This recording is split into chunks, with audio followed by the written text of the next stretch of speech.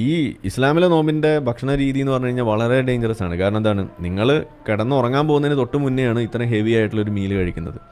അത് ഇതേപോലെ ഇറച്ചി മീനും ഇതെല്ലാം കുത്തിക്കയറ്റുന്ന ഒരു പരിപാടി. ബ്രേക്ക്ഫാസ്റ്റ് എന്ന് പറയുന്നത് എങ്ങനെയാണ് എപ്പോഴാണ് കഴിക്കേണ്ടതെന്നുള്ളതിൻ്റെ ആ ഒരു ശാസ്ത്രം പോലും മനസ്സിലാക്കാതെ കിടന്നുറങ്ങുന്നതിന് മുന്നേ വയറ് കഴിച്ച് കിടന്നുറങ്ങുന്ന ഒരവസ്ഥ ഇതാണ് ഉണ്ടാവും. ആ നോമ്പെന്ന വാക്കിന് ഭയങ്കര അർത്ഥമുള്ളൊരു വാക്കാണ്. അപ്പോൾ മറ്റു മതങ്ങൾ പറഞ്ഞു ഇറച്ചി തിന്നരുത്, മീൻ തിന്നരുത് എന്നൊക്കെ പറഞ്ഞു. പ്രവാചകൻ പറഞ്ഞു, നിങ്ങൾ തിന്നുന്ന ആഹാരത്തിലല്ല പ്രശ്നം, നിങ്ങൾ 12 മണിക്കൂർ സൂര്യനുദിച്ച് സൂര്യസ്തമിക്കുന്ന കാലം വരെ പട്ടിണിയിരിക്കണം, ഒന്നും വെള്ളം പോലും അകത്തോട്ട് പോകരുത്, അങ്ങനെ നോമ്പ് അനുഷ്ഠിക്കണം. മറ്റു പല മതക്കാരും മുസ്ലിങ്ങളെ കളിയാക്കാൻ തുടങ്ങി. ഇതെന്തൊരു നോമ്പപ്പ, 12 മണിക്കൂർ പട്ടിണി ഇരിക്കുക, പിന്നെ ബിരിയാണി അടിച്ച് കയറ്റുക, ഇതെന്തൊരു നോമ്പെന്ന്. പക്ഷേ ഇതിൻ്റെ രഹസ്യം എന്താണെന്ന് കണ്ടുപിടിച്ചത് അമേരിക്കയിലെ റോക്കറ്റ് വിക്ഷേപണ കേന്ദ്രത്തിലെ ശാസ്ത്രജ്ഞന്മാരാണ്. ഈ റോക്കറ്റിൽ പോകുന്ന സമയത്ത് വെയ്റ്റ്ലെസ്നെസ്സാണ്, ഗ്രാവിറ്റി ഇല്ലല്ലോ. അതുകൊണ്ട് മനുഷ്യനിങ്ങനെ ഒഴുകി നടക്കും. നമുക്ക് ഇരുന്നൊരു മേശപ്പുറത്ത് ആഹാരം കഴിക്കാൻ പറ്റില്ല. കാര്യം ആഹാരം ഇങ്ങോട്ട് എടുത്ത ഉടനെ ആഹാരം പറന്നങ്ങ് പോകും. അതുകൊണ്ട് റോക്കറ്റിൽ പോകുന്ന ആളുകൾക്ക് ഈ ആഹാരം ഒരു കുഴലിനകത്ത് ഇതിനകത്ത് നിറച്ചിട്ട് കുഴലിനകത്ത് കയറ്റി ഞെക്കി ഞെക്കി ഞെക്കി വായിക്കകത്താക്കി ഭക്ഷിക്കണം. അപ്പോൾ ഈ യന്ത്രത്തിനെങ്കിലും എന്തെങ്കിലും കേട് വന്നാൽ ഈ ആൾ പട്ടിണി കിടന്ന് മരിച്ചു പോകും റോക്കറ്റിനകത്ത്. അപ്പോൾ അങ്ങനെ പട്ടിണി കിടക്കേണ്ടി വന്നാൽ എന്ത് സംഭവിക്കും? ഇത് അമേരിക്കയിലെ ശാസ്ത്രജ്ഞന്മാർ ഗവേഷണം നടത്തി. അപ്പോഴാണ് അത്ഭുതകരമായൊരു രഹസ്യം കണ്ടെത്തിയത്. 11.5 മണിക്കൂർ ഒരു മനുഷ്യൻ പട്ടിണി ഇരുന്ന് കഴിഞ്ഞാൽ അവൻ്റെ തലച്ചോറ് കുടലിലേക്കൊരു സന്ദേശം അയക്കും. കാരണം ഈ ആൾ പട്ടിണി കിടന്ന് മരിക്കാൻ പോവുകയാണെന്നും തലച്ചോറ് തെറ്റിദ്ധരിച്ച ശേഷം ഒരു മെസ്സേജ് കുടലിലോട്ട് കൊടുക്കും, ഇവൻ ചാവാൻ പോവുകയാണ്, അതുകൊണ്ട് ഇവനെ രക്ഷിക്കണം. അപ്പോൾ കുടലിൻ്റെ ഇന്നർ ലൈനിങ് പെരിട്ടോണിയം എന്ന് പറയും. ആ പെരിട്ടോണിയത്തിനകത്ത് കണ്ണുകൊണ്ട് കാണാൻ പറ്റത്തില്ല, പക്ഷേ മൈക്രോസ്കോപ്പിക് ക്രാക്ക് വീഴും. എന്നിട്ട് അതിനകത്തൂടെ കുടലിനകത്തോട്ടൊരു എൻസൈം ഊർന്നിറങ്ങും. അത് ശരീരം വലിച്ചെടുത്ത് കഴിഞ്ഞാൽ ശരീരത്തിന് അത്ഭുതകരമായ ശക്തിയും അത്ഭുതകരമായ ഓട്ടോ ഇമ്മ്യൂൺ കപ്പാസിറ്റി, രോഗപ്രതിരോധ ശക്തി വർദ്ധിക്കുന്ന ഒരു ഫിനോമിനൻ ശരീരത്തിലുണ്ടാവും. 11.5 മണിക്കൂർ പട്ടിണിയേ പറ്റുള്ളൂ. അതുവരെ അതിനിടയ്ക്ക് ഒരു ഗ്ലാസ് വെള്ളം കുടിച്ചാൽ പോയി. അപ്പോൾ അങ്ങനെ 11.5 മണിക്കൂർ പട്ടിണി ഇരിക്കുമ്പോൾ സംഭവിക്കുന്ന ഈ അത്ഭുതം അമേരിക്കൻ ശാസ്ത്രജ്ഞന്മാർ കണ്ടെത്തി. അപ്പോൾ ശരിക്ക് സൂര്യോദയം മുതൽ സൂര്യാസ്തമനം പട്ടിണി ഇരുന്നാൽ സംഭവിക്കുന്ന എന്തെന്ന് ചോദിച്ചാൽ, അവൻ്റെ ശരീരം പെട്ടെന്ന് ഈ ഓട്ടോ ഇമ്മ്യൂൺ സിസ്റ്റം അലർട്ട് ചെയ്യുന്ന എൻസൈംസ് കുടലിലേക്ക് ഊർന്നിറങ്ങും. അത് വലിച്ചെടുത്ത് കഴിഞ്ഞാൽ ആ മനുഷ്യന് രോഗപ്രതിരോധ ശക്തി വർദ്ധിക്കുകയും ഓർഡിനറി ഇൻഫെക്ഷൻസ് തടയാനുള്ള കപ്പാസിറ്റി കിട്ടുകയും ചെയ്യും. ഇനി അങ്ങനെയുള്ള കപ്പാസിറ്റി കിട്ടുന്നതിൻ്റെ ഭാഗമായി നമുക്ക് ചില പ്രത്യേക രോഗങ്ങളെ റെസിസ്റ്റ് ചെയ്യാൻ പറ്റും. അതിലൊന്നാണ് ക്യാൻസർ. ക്യാൻസർ എന്ന് പറഞ്ഞാൽ ഓട്ടോ ഇമ്മ്യൂൺ കപ്പാസിറ്റി കുറയുമ്പോൾ ശരീരത്തിലെ സെൽ ഡിവിഷൻ അൺകൺട്രോൾഡ് ആകുമ്പോൾ ഉണ്ടാകുന്നൊരു സംഭവമാണ് ഈ ക്യാൻസർ. ശരിക്കും നോമ്പ് നോക്കുന്നൊരു മുസ്ലിമിന് ക്യാൻസർ വരാനുള്ള സാധ്യത വളരെ കുറവാണ്. നിങ്ങൾ RCCയിൽ പോയി ഏറ്റവും കുറവ് ക്യാൻസർ വരുന്ന ആർക്കാന്ന് ചോദിച്ചാൽ ഡോക്ടർമാർ എപ്പോഴും പറഞ്ഞുതരും, നെറ്റിയിൽ താഴമ്പുള്ള മുസ്ലിം വളരെ അപൂർവമായിട്ട് ക്യാൻസർ പിടിച്ച് റീജിയണൽ ക്യാൻസർ സെൻ്റർ ചെല്ലാറുള്ളൂ. ഹെറിഡിറ്ററി ക്യാൻസർ ഉണ്ട്, തടയാൻ പറ്റത്തില്ല. അപ്പനും വല്യപ്പനും എല്ലാം ഒരേ ക്യാൻസർ വരികയാണെങ്കിൽ, സ്ത്രീകളുടെ പല തലമുറ ബ്രസ്റ്റ് ക്യാൻസർ വന്നുകൊണ്ടിരിക്കുന്ന തലമുറയാണെങ്കിൽ ആ ഹെറിഡിറ്ററി ക്യാൻസർ വരും. അല്ലാതെ ജീവിതചര്യ കൊണ്ടുണ്ടാകുന്ന ക്യാൻസറുകളുണ്ടല്ലോ, ആ ക്യാൻസർ വളരെ അപൂർവമായിട്ട് നെറ്റിയിൽ താഴമ്പുള്ള നോമ്പ് നോക്കുന്ന ഒരു മുസ്ലിമിന് വരികയുള്ളൂ. എയ്ഡ്സ് രോഗം വരാനുള്ള സാധ്യത വളരെ കുറവാണ്. കാരണം അക്വയർഡ് ഇമ്മ്യൂണിറ്റി ഡെഫിഷ്യൻസിയാണ് എയ്ഡ്സ്. ആ ഇമ്മ്യൂണിറ്റി ശക്തിപ്പെടുന്നതുകൊണ്ട്, നോമ്പ് നോക്കുമ്പോൾ ശക്തിപ്പെടുന്നതുകൊണ്ട് സാധാരണ ഒരു എയ്ഡ്സ് പിടിക്കുകയില്ല. എന്ന് പറഞ്ഞ് മോശം പെണ്ണുങ്ങളോടൊക്കെ പോയാൽ പിടിക്കുകയോ അത് വേറെ കാര്യമെങ്കിലും, ഈ അല്ലാതുള്ള എയ്ഡ്സ് ഉണ്ട്, ഈ ഇമ്മ്യൂണിറ്റി കുറഞ്ഞുണ്ടാകുന്ന എയ്ഡ്സ്, ആ എയ്ഡ്സ് ഉണ്ടാവില്ല നോമ്പ് നോക്കുന്ന ഒരു മുസ്ലിമിന്. 1400 കൊല്ലത്തിന് മുമ്പ് ഒരു MBBS പഠിക്കാത്തൊരു പ്രവാചകൻ എങ്ങനെ ഇങ്ങനൊരു മെഡിക്കൽ പ്രിൻസിപ്പിൾ കണ്ടുപിടിച്ചു? ഡോക്ടർമാർ അമ്പരന്ന് പോവുകയാണ്. അത്ഭുതകരമാണ്. എൻ്റെ വീട്ടിൽ എൻ്റെ ഭാര്യ കറക്റ്റ് റംസാൻ നോമ്പ് നോക്കും. മുസ്ലിമൊന്നുമല്ല, സത്യക്രിസ്ത്യാനിയാണ്. എൻ്റെ അനിയൻ ജേക്കബ് എഞ്ചിനീയറാണ്, നല്ല പോലെ റംസാൻ നോമ്പ് നോക്കും. എൻ്റെ അനുജൻ്റെ ഭാര്യ MD ഡോക്ടറാണ്, തിരുവനന്തപുരം സെക്രട്ടറിയിലെ ചീഫ് മെഡിക്കൽ ഡോക്ടറാണ്. പക്ഷേ കറക്റ്റായിട്ട് റംസാൻ നോമ്പ് നോക്കും. അപ്പോൾ എൻ്റെ ഭാര്യയും എൻ്റെ അനിയനും എൻ്റെ സിസ്റ്ററിലൊക്കെ നോമ്പ് നോക്കുന്നത് അതിൻ്റെ മെഡിക്കൽ തത്വം മനസ്സിലാക്കിയതുകൊണ്ടാണ്. മുസ്ലിങ്ങൾ ആഘോഷിക്കുന്ന സമയത്ത് തന്നെ അവരും നോമ്പ് ആചരിക്കാം. എനിക്കിത് ആചരിക്കണമെന്ന് ആഗ്രഹമുണ്ട്. പക്ഷേ 2-3 ദിവസം പിടിച്ചിരിക്കും, 4-ാം ദിവസം ഞാൻ കഴിച്ചു. എന്നെ കൊണ്ട് നിവർത്തിയില്ല, 12 മണിക്കൂർ പട്ടിണി ഇരിക്കാൻ വയ്യ. പക്ഷേ അതിൻ്റെ മെഡിക്കൽ പ്രിൻസിപ്പിൾ വളരെ ശ്രേഷ്ഠമാണ്. ഒരുപാട് ഹിന്ദുക്കളും മുസ്ലിങ്ങളും റംസാൻ നോമ്പ് നോക്കുന്നുണ്ട്. അതിൻ്റെ മെഡിക്കൽ പ്രിൻസിപ്പിൾ മനസ്സിലാക്കിയിട്ട് നടക്കുന്നൊരു സംഭവമാണ്. അപ്പോൾ പ്രാർത്ഥനയുടെ ഭാഗമായി നോമ്പ് ഫിക്സ് ചെയ്തപ്പോൾ പ്രവാചകൻ അത്ഭുതകരമായൊരു പ്രിൻസിപ്പിൾ അതിൻ്റെ ഭാഗമായി ചേർത്ത് നമുക്ക് തന്നിരിക്കുകയാണ്. ഈശ്വരവിശ്വാസവും പ്രാർത്ഥനയും വളരെ സിംപ്ലിസ്റ്റിക്കായി മനുഷ്യനും ദൈവവും തമ്മിലുള്ള ബന്ധമായി വ്യാഖ്യാനിച്ച് വിപ്ലവകരമായ മാറ്റം വരുത്തി പ്രവാചകൻ. നാലാമതായി പ്രവാചകൻ ചെയ്തത് മതപരമായ ആഘോഷങ്ങൾക്ക് കൊടുത്ത രൂപാന്തരമാണ്. ആണ്ടിൽ 2 ഈദ് വരും.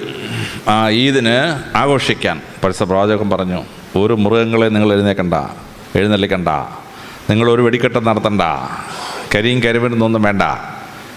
മൃഗങ്ങൾ എഴുന്നള്ളിക്കാനാണെങ്കിൽ പരിശുദ്ധ പ്രവാചകൻ ഉത്തരവിട്ടാൽ അറബി ദേശത്തെ ഒട്ടകങ്ങളെല്ലാം വരട്ടെ മാർച്ചിനെന്ന് പറഞ്ഞാൽ 15,000 ഒട്ടകം വന്നതിനായിരുന്നു മാർച്ചിന്. നമ്മൾ ആനയെ എഴുന്നള്ളിക്കുന്ന ഒട്ടകത്തെ എഴുന്നള്ളിച്ചൂടെ? പ്രവാചകൻ പറഞ്ഞു, മൃഗങ്ങൾ എഴുന്നള്ളിക്കുകയല്ല മനുഷ്യൻ്റെ ഫെസ്റ്റിവൽ. മനുഷ്യൻ്റെ ഫെസ്റ്റിവലിന് വെടിമരുന്ന് പൊട്ടിക്കുകയല്ല വേണ്ടത്. മനുഷ്യൻ്റെ ഫെസ്റ്റിവലിന് നിങ്ങൾ ഈദ് ആഘോഷിക്കണമെങ്കിൽ മധുരം ഉണ്ടാക്കി ആ മധുരം കൊണ്ടുപോയി അയലോകത്തെ ജനങ്ങളെ കൊടുത്ത് അവരെ തൃപ്തിപ്പെടുത്തി ഒന്ന് സന്തോഷിപ്പിച്ച ശേഷം നിങ്ങൾ വന്ന് നോമ്പാചരിക്കുക, ഈദ് ആഘോഷിക്കുക. ആ ഈദ് ആഘോഷിക്കുന്നതിൻ്റെ ഭാഗമായി മനുഷ്യർ ഈ മധുരം കൊടുക്കാൻ തുടങ്ങി. ഈജിപ്തിലും എത്യോപ്യയിലും ഒക്കെ മനുഷ്യർക്ക് മധുരം എന്നുള്ള വാക്കാണ് ഹലാവ. അവർ ഹലാവ ഉണ്ടാക്കി മനുഷ്യരെ കൊണ്ട് കൊടുത്ത് സന്തോഷിപ്പിച്ച് തിരിച്ചു വരും. ആ ഹലാവ കേരളത്തിൽ വന്ന് നമ്മളതിനെ ഹൽവയാക്കി മാറ്റി അങ്ങനെ ഹൽവ ഉണ്ടാക്കാൻ തുടങ്ങി. ഇപ്പോൾ ലോകത്തിലെ ഏറ്റവും ബെസ്റ്റ് ഹൽവ കോഴിക്കോടൻ ഹൽവയും പൊന്നാനി ഹൽവയാണ്. ഇപ്പോൾ ഈജിപ്തുകാരനോ എത്യോപ്യക്കാരനോ ഹൽവ അതിനുണ്ടെങ്കിൽ നമ്മൾ അങ്ങോട്ട് കൊടുക്കുന്ന ഹൽവ. അതാണ് ഹൽവയ്ക്കുണ്ടായ രൂപാന്തരം. അഫ്ഗാനിസ്ഥാനിലും പാകിസ്ഥാനിലുമൊക്കെ മധുരം എന്ന വാക്ക് അവരുടെ ഭാഷയിൽ അത് ജിലേബ് എന്നാണ് വാക്ക്. അവർ ജിലേബ് ഉണ്ടാക്കി കൊടുക്കാൻ തുടങ്ങി. ആ ജിലേബ് ഇന്ത്യയിൽ വന്നപ്പോൾ ജിലേബി എന്നായി. മധുരം കൊടുത്തിട്ട് ദൈവത്തെ ഉത്സവം ആഘോഷിച്ചാണ്. തുർക്കികൾ പറഞ്ഞു, മധുരം മാത്രം കൊടുത്തിട്ട് എന്ത് കാര്യം, വയറ് നിറയണ്ടേ? തുർക്കികൾ ഈദ് ആഘോഷിക്കാൻ വേണ്ടി ആട്ടിറച്ചിയും ചോറും കൂടെ ചേർത്തൊരു സാധനം ഉണ്ടാക്കി. അതിനെ അവർ വിളിച്ച പേരാണ് ഈദ് അൽ ബിരിയാം. തുർക്കി ഭാഷയിൽ ബിരിയാം എന്ന് പറഞ്ഞാൽ സന്തോഷം, ഈദിൻ്റെ സന്തോഷം, ഈദ് അൽ ബിരിയാം. അങ്ങനെ ഈദ് അൽ ബിരിയാം ബോംബെയിലെത്തിയപ്പോൾ ഇത് ബിരിയാമിയായി. കേരളത്തിൽ വന്നപ്പോൾ നമുക്ക് ഇഷ്ടമുള്ള സാധനം ആണി അതിൻ്റെ കൂടെ ചേർത്ത് അങ്ങനെ ബിരിയാണി എന്നാക്കി മാറ്റിക്കളഞ്ഞു. നല്ലൊരു വാക്കിനെ, സന്തോഷം എന്നുള്ള വാക്കിനകത്ത് ആണി ചേർക്കാൻ മലയാളിക്കുള്ളത് വേറെ ആർക്കുണ്ടെങ്കിലും പറ്റുക. അങ്ങനെ തുർക്കികൾ ഈദ് ആഘോഷിക്കാൻ വേണ്ടി ആട്ടിറച്ചിയും ചോറും ഉപയോഗിച്ചിട്ടാണ് ഈ ബിരിയാണി ഉണ്ടാക്കിയത്. മലയാളികൾ എന്ത് ചെയ്തു, എക്സ്പെരിമെൻ്റ് ചെയ്യാൻ തുടങ്ങി. അവൻ കപ്പ ബിരിയാണി, ചക്ക ബിരിയാണി, മീൻ ബിരിയാണി. ഇന്നാളെ ഞാൻ വടക്കോട്ട് പോയ സമയത്ത് രാത്രി 9 മണി കഴിഞ്ഞ് പോയി. ഹോട്ടൽ അടച്ചു പോലെ എന്ന് വെച്ചൊരു ഹോട്ടലിൽ കയറി. ഞാൻ ഇവിടെ ഉണ്ടോ എന്ന് ചോദിച്ചാൽ അവൻ പറഞ്ഞു വെണ്ടയ്ക്ക ബിരിയാണി ഉണ്ടെന്ന് പറഞ്ഞു. തുർക്കികൾ പോലും സ്വപ്നം കണ്ടുണ്ടാവില്ല വെണ്ടയ്ക്ക ബിരിയാണി ഉണ്ടാക്കാം. അത് മലയാളികളുടെ പരിപാടിയാണ്. അപ്പോൾ മനുഷ്യന് വരുന്ന വെച്ചാൽ ആഹാരം കൊടുക്കുക, അവന് മധുരം കൊടുക്കുക. അങ്ങനെ വേണം മതപരമായ ആഘോഷങ്ങൾ നടത്താൻ. അല്ലാതെ ആനയെ കൊണ്ടൊന്ന് ഉത്സവം നടത്തി എൻ്റെ ആന വേണമെങ്കിൽ 4 ചവിട്ടിക്കൊന്ന് വെടിക്കെട്ട് നടത്തി വെടി പൊട്ടി 102 ചാവുക, ഇങ്ങനെയൊക്കെയാണോ ഉത്സവം? പ്രവാചകൻ പറഞ്ഞു പാടില്ല. മതപരമായ ഉത്സവം മനുഷ്യനെ സന്തോഷിപ്പിക്കുന്ന, അവൻ്റെ ആഹാരം പരിപോഷിപ്പിക്കുന്ന ഒന്നായിരിക്കണം ആഘോഷം. ഈദ് ആഘോഷിക്കാൻ വേണ്ടി പരിശുദ്ധ പ്രവാചകൻ 12 നിയമം ഉണ്ടാക്കി. ഓരോ നിയമവും എത്ര ശ്രദ്ധേയമാണെന്ന് നമ്മൾ ആലോചിക്കുമ്പോഴാണ് മനസ്സിലാവുന്നത്. ഈദ് ആഘോഷിക്കാൻ പരിശുദ്ധ പ്രവാചകൻ പറഞ്ഞു, മേൽക്കൂരയുള്ള ഒരു സ്ഥലത്തും ഈദ് ആഘോഷിച്ചേക്കരുത്. ഈദ് ഗാഹിൽ പോയി, ഓപ്പൺ സ്പേസിൽ പോയി ഈദ് ആഘോഷിച്ചോണം. അള്ളാഹുവും മനുഷ്യനും തമ്മിൽ ഒരു ബാരിയറും പാടില്ല, ഒരു തടസ്സവും പാടില്ല. റൂഫുള്ള സ്ഥലത്ത് വെച്ചിട്ട് ഈദ് ആഘോഷിക്കരുത്. മനുഷ്യൻ നേരെ ദൈവത്തോട് പ്രാർത്ഥിക്കണം. No barriers in between. പരിശുദ്ധ പ്രവാചകൻ പറഞ്ഞു, ഈദ് ആഘോഷിക്കണമെങ്കിൽ മണ്ണിൽ ചവിട്ടുന്ന ഈദ് ആഘോഷിക്കണം. ഒരു ചെരുപ്പും കാലിലെങ്ങും പാടില്ല. മനുഷ്യൻ മണ്ണാണ്, അവൻ മണ്ണിലേക്ക് പോകും. ആ മണ്ണിൽ ചവിട്ട് നിന്നിട്ട് ഞാൻ ആരാണെന്ന് മനസ്സിലാക്കിയിട്ട് വേണം അവൻ ഈദിന് പ്രാർത്ഥിക്കാൻ. വേറും മണ്ണിൽ ചവിട്ടി വേണം അവൻ പ്രാർത്ഥിക്കാൻ. പരിശുദ്ധ പ്രവാചകൻ പറഞ്ഞു, ഈദ് ആഘോഷിക്കാൻ പോകുമ്പോൾ ആ പോകുന്ന വഴി കൂടെ തിരിച്ചു വരരുത്. പോകുന്ന വഴി കൂടെ തിരിച്ചു പോയവൻ തന്നെ തിരിച്ചു വന്നേ. ഈദ് പ്രാർത്ഥിച്ചു കഴിഞ്ഞാൽ man should be completely transformed as a new human being. അതുകൊണ്ട് ഒരു വഴി കൂടെ ഈദിന് പോയാൽ വേറൊരു വഴി കൂടെ കറങ്ങിയിട്ടേ വീട്ടിലെത്താവൂ. He shall be completely transformed. Eid ആഘോഷിക്കാൻ പരിശുദ്ധ പ്രവാചകൻ ഉണ്ടാക്കിയ 12 നിയമങ്ങൾ വായിച്ച് ഞാൻ അത്ഭുതപ്പെട്ടു പോയി. എന്തൊരു ശാസ്ത്രീയമായ, എന്തൊരു ഒരു വ്യക്തമായ പ്രിൻസിപ്പിളിലാണ് ഒരു ഈദ് ആഘോഷിക്കാൻ പരിശുദ്ധ പ്രവാചകൻ ലോകത്തെ പഠിപ്പിച്ചത്. ലോകത്തിലേതെങ്കിലും മതം ഇങ്ങനെ സിംപ്ലിസ്റ്റിക്കായി മറ്റാർക്കും പരിക്ക് പറ്റാത്ത സന്തോഷിപ്പിക്കുന്നൊരു ഉത്സവം ഓർഗനൈസ് ചെയ്തിട്ടുണ്ടോ? ഇല്ല. അവിടെയാണ് ഈദ് ആഘോഷിക്കാൻ പരിശുദ്ധ പ്രവാചകൻ ഉണ്ടാക്കിയ 12 നിയമങ്ങളും നമ്മളെ അത്ഭുതപ്പെടുത്തുന്നത്. മതത്തിൻ്റെ ആഘോഷങ്ങൾക്ക് പ്രവാചകൻ മാറ്റം വരുത്തി. അഞ്ചാമതായി പരിശുദ്ധ പ്രവാചകൻ ചെയ്തത് വളരെ ശ്രദ്ധേയമായ ഒരു തത്വമാണ് മനുഷ്യാവകാശം. മനുഷ്യനായി ഭൂമിയിൽ മറ്റുള്ളവരെ കാണണം, ഉച്ചനീചത്വങ്ങൾ പാടില്ല. പരിശുദ്ധ പ്രവാചകൻ ആ മനുഷ്യത്വം എന്താണെന്ന് ലോകത്തെ പഠിപ്പിച്ചു. പരിശുദ്ധ പ്രവാചകൻ ശിഷ്യന്മാരിങ്ങനെ ഇരിക്കുമ്പോൾ ഒരു യഹൂദൻ മരിച്ചവൻ്റെ ഡെഡ് ബോഡി ഇങ്ങനെ വരികയാണ്. പരിശുദ്ധ പ്രവാചകൻ നേരെ പോയി തലക്കെട്ടെടുത്ത് മാറ്റി അതിനെ വണങ്ങി ശേഷം തിരിച്ചു വന്നു. അബൂബക്കർ ഒന്നാമത്തെ ഖലീഫയാണ്. അദ്ദേഹം ചോദിച്ചു, എന്ത് കാണിച്ച അതൊരു യഹൂദൻ്റെ ഡെഡ് ബോഡിയല്ലേ, അതിനെ പോയി വന്ദിക്കുമോ? പരിശുദ്ധ പ്രവാചകൻ പറഞ്ഞു, അബൂബക്കറെ, അതൊരു യഹൂദൻ്റെ ഡെഡ് ബോഡി അല്ല, ഒരു മനുഷ്യൻ്റെ ശവശരീരമാണ്, അതിനെ ബഹുമാനിക്കണം. അതാണ് നിങ്ങൾ ചെയ്യേണ്ടത്, മനുഷ്യനെ ബഹുമാനിക്കണം.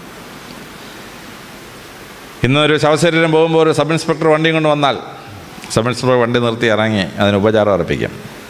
വെട്ടി ഞുറുക്കി ഒരു ശരീരം കിടക്കുകയാണ്, ഞങ്ങളവിടെ പോയി ഇൻക്വസ്റ്റും പോസ്റ്റ്മോർട്ടം ചെയ്യാൻ ചെല്ലുമ്പോൾ ആദ്യം ഞങ്ങൾ തൊപ്പി പൊക്കി ബോഡിയെ വന്നിച്ച ശേഷം തിരിച്ച് തൊപ്പി വെച്ചിട്ടേ തുടങ്ങുള്ളൂ പരിപാടി. ശവശരീരത്തെ വന്നിക്കാൻ പോലീസിനെ പഠിപ്പിച്ചത് പരിശുദ്ധ പ്രവാചകനാണ്.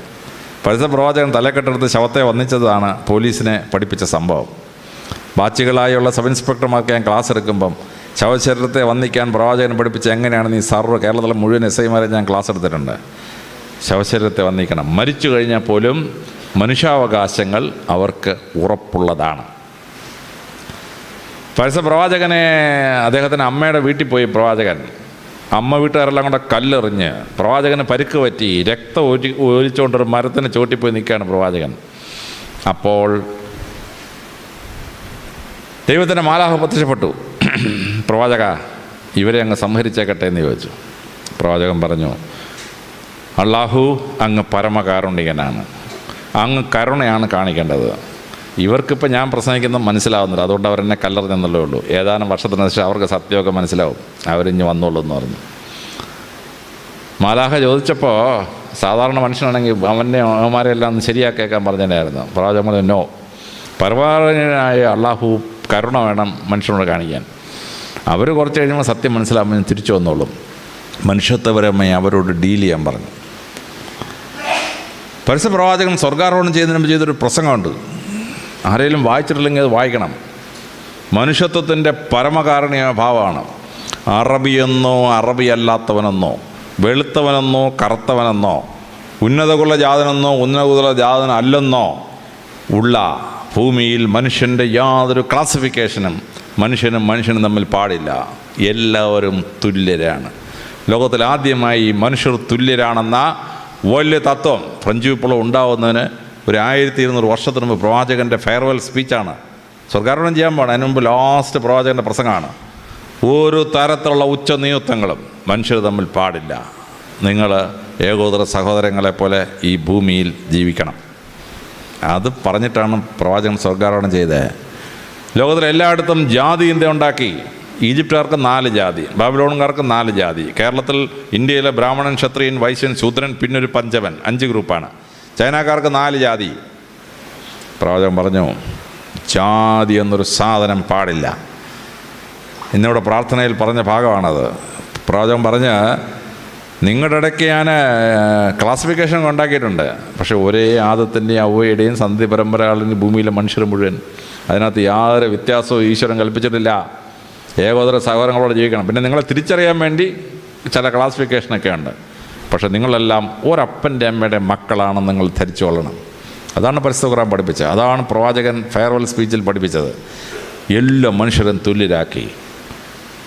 ഇസ്ലാം ഈജിപ്തിൽ ചെല്ലുമ്പോൾ 4 കക്ഷിയുള്ളൊരു ഗ്രൂപ്പായിരുന്നു, 4 ജാതി ഉണ്ടായിരുന്നു. ഇസ്ലാം ഈജിപ്തിലെ ജാതികളെ തുടച്ചു നീക്കി. ഇന്ന് ഈജിപ്തിലെ ഫറോ രാജാവിൻ്റെ സന്ധി പരമ്പരപ്പെട്ട ആരാണ്, അവിടുത്തെ അടിമയുടെ സന്ധി പരമ്പരപ്പെട്ട ആരാണെന്ന് ഈജിപ്തിൽ കണ്ടുപിടിക്കാൻ പറ്റുമോ? കണ്ടുപിടിക്കാൻ പറ്റില്ല. ബാബിലോണിൽ 4 ജാതി ഉണ്ടായിരുന്നു. ബാബിലോണിലെ 4 ജാതികളും തുടച്ചു നീക്കി, എല്ലാവരും തുല്യരാക്കി. ഇന്ത്യയിൽ 4 വർണ്ണങ്ങളും 800 ജാതികളും 8000 ഉപജാതിയുമുള്ള ഒരു സമൂഹമായിരുന്നു ഇന്ത്യ. ഇന്ത്യയിൽ ഇസ്ലാം വന്നു. ഇസ്ലാം മതം എന്തുണ്ടായി? ജാതി ചിന്ത തുടച്ചു നീക്കി. ഇന്ന് ഒരു മുസ്ലിം ബ്രാഹ്മണൻ പണ്ട് വേദം ചേർന്നവനാണോ, ശൂദ്രൻ വേണ്ടത് ചേർന്നവനാണോ, SC വേദം ചേർന്നവൻ കണ്ടുപിടിക്കാൻ പറ്റുമോ? കണ്ടുപിടിക്കാൻ പറ്റില്ല. കാരണം ജാതിയില്ല. ഒരിക്കൽ ഇസ്ലാം മതം സ്വീകരിച്ചു കഴിഞ്ഞാൽ എല്ലാവരും തുല്യരാണ്. മഹാനായ ഹറൂൺ അൽ റഷീദ് ഉമായത് കാലിഫേറ്റിൻ്റെ അബ്ബാസിഡ് കാലിഫേറ്റിൻ്റെ വലിയ റൂളറാണ്. AD 780 മുതൽ 808 വരെ ഭരിച്ചിരുന്ന ആൾ. അദ്ദേഹം പള്ളിയിൽ പ്രാർത്ഥിക്കാൻ ചെന്ന് അങ്ങോട്ട് മുട്ടുകുത്തുകയും അവിടെ നിന്ന് ആൾ ചാടിയും കഴിഞ്ഞിട്ട്, കാരണം അവിടെ തൊട്ടടുത്ത് മുട്ടുകുത്തിയിരുന്ന ആൾ ബാർബറായിരുന്നു, അദ്ദേഹത്തിൻ്റെ ഷേവ് ചെയ്യുന്ന ബാർബറാണ്. ചാടി എഴുന്നേറ്റ് ഹറൂൺ അൽ റഷീദ് ചോദിച്ചു, നീ എന്താണ് ചാടി എഴുന്നേക്കുന്നത്? അയ്യോ, ചക്രവർത്തിയുടെ കൂടെ ഞാൻ മുട്ടുകുത്താനോ? ഹറൂൺ റഷീദ് ചോദിച്ചു, എന്തോ ചക്രവർത്തിയുടെ? അല്ലാഹുവിൻ്റെ മുമ്പിൽ നീ ഞാൻ ഒന്നാ.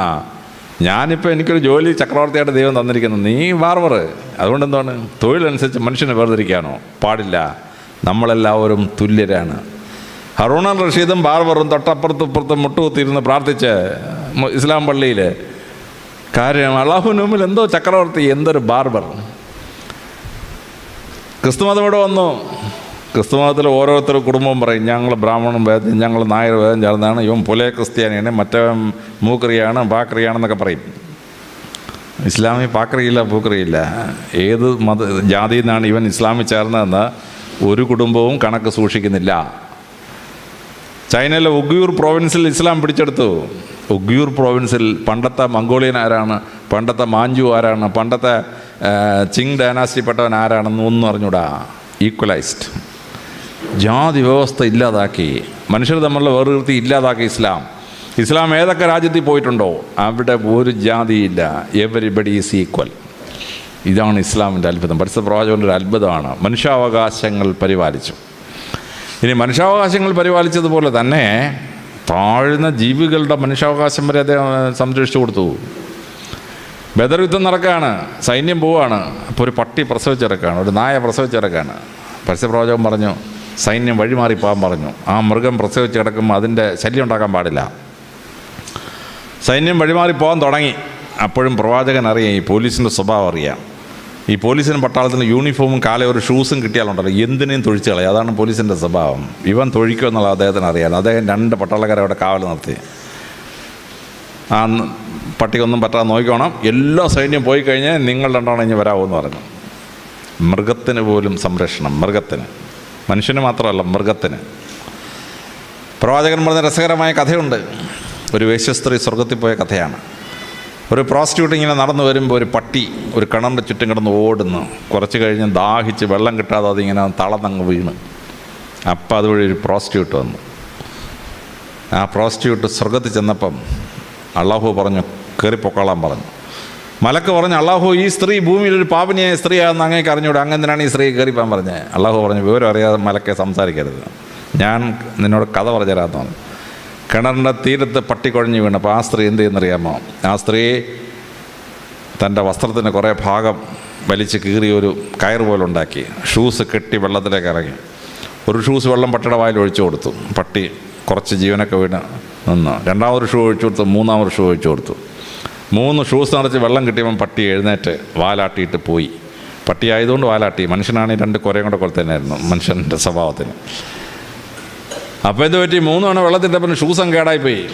പിന്നെ ആ ഷൂസ് നടക്കാൻ പറ്റുമോ? ഒരു ഷൂസ് പോയാൽ പിന്നെ മറ്റൊരു ഷൂസ് കൊണ്ട് കാര്യമുണ്ടോ? തിളച്ച മണലിലൂടെ ആ സ്ത്രീ നടന്നുപോയി. കാലിനടിവശം പൊള്ളി. ഷൂസ് വാങ്ങിക്കണ്ടേ? അന്ന് രാത്രി വീണ്ടും വ്യഭിചരിച്ചു. ആ പൈസ കൊണ്ട് അവൾ ഷൂസ് വാങ്ങിച്ച്. അങ്ങനെ ഒരു പട്ടിയുടെ ജീവൻ രക്ഷിച്ചതിന് ഈ സ്ത്രീ സ്വർഗം അർഹിക്കുന്നു.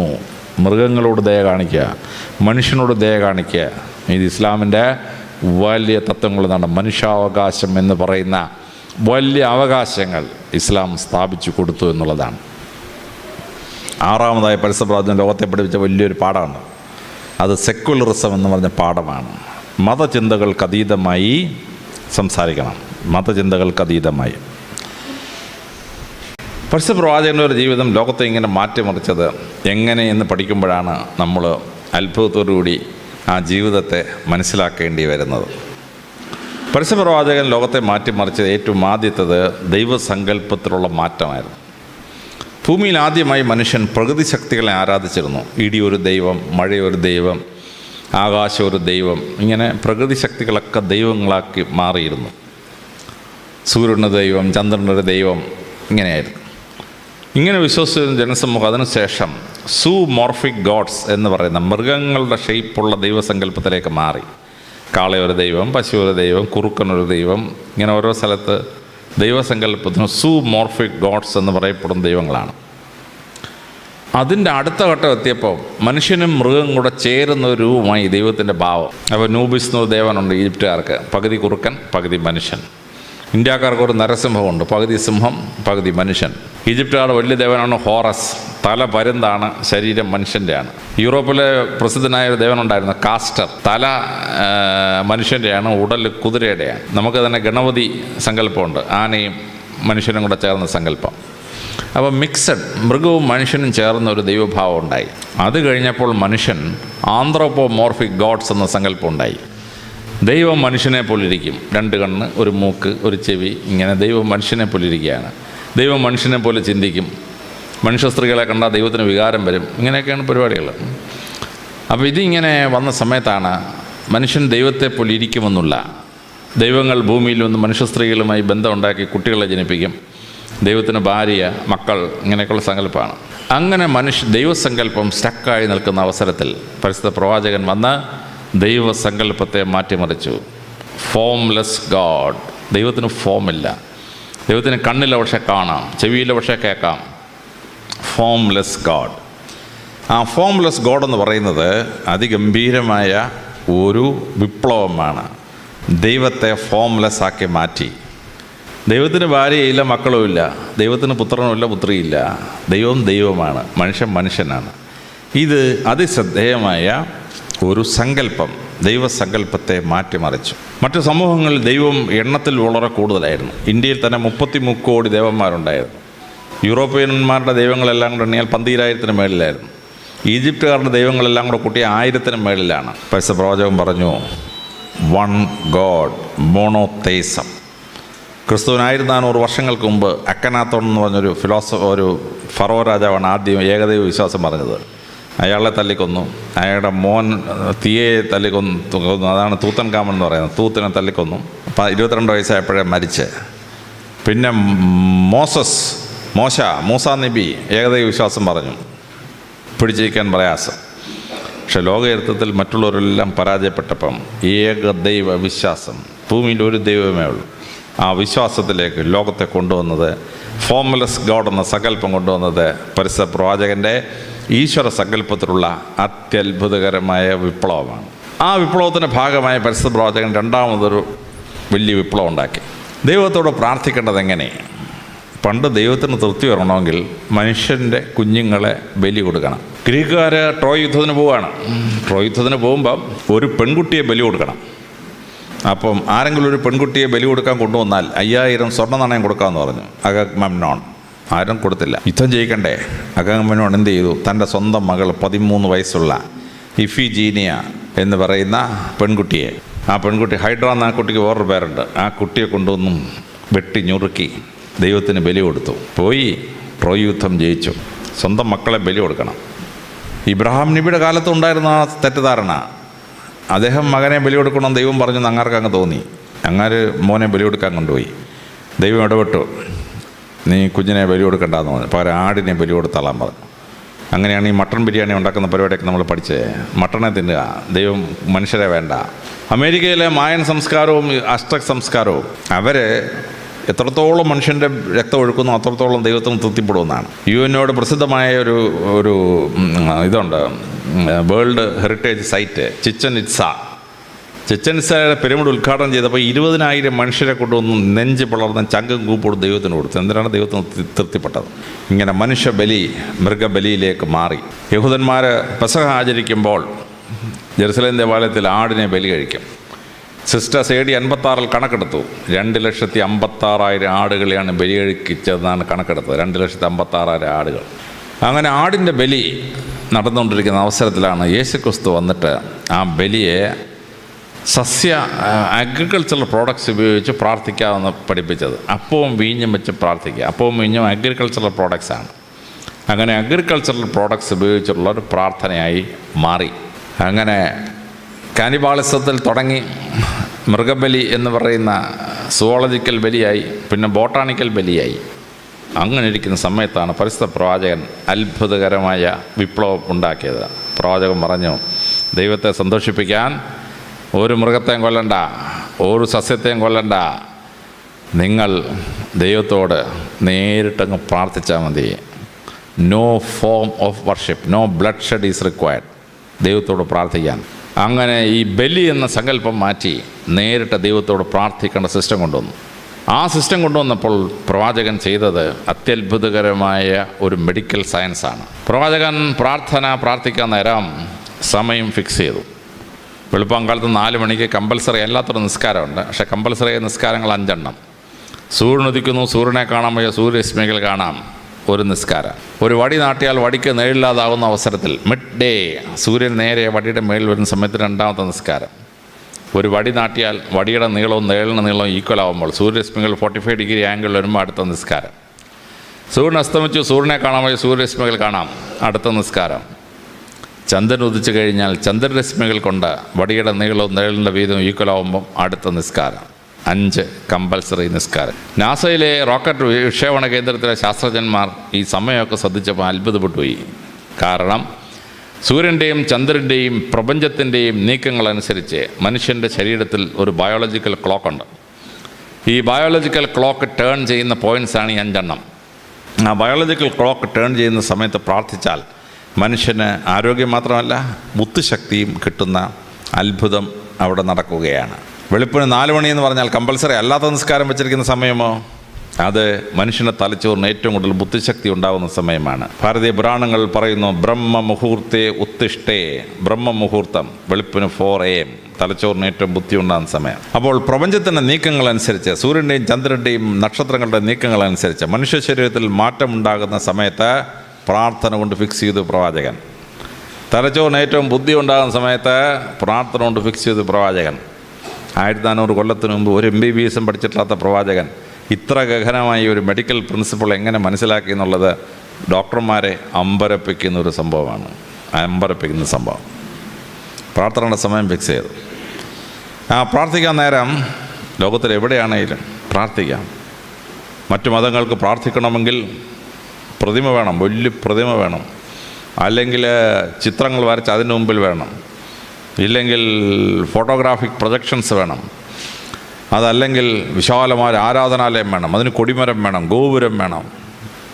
പ്രവാചകൻ പറഞ്ഞു, ഇതൊന്നും ദൈവത്തിൻ്റെ മുമ്പാകെ പ്രാർത്ഥിക്കാൻ വേണ്ട.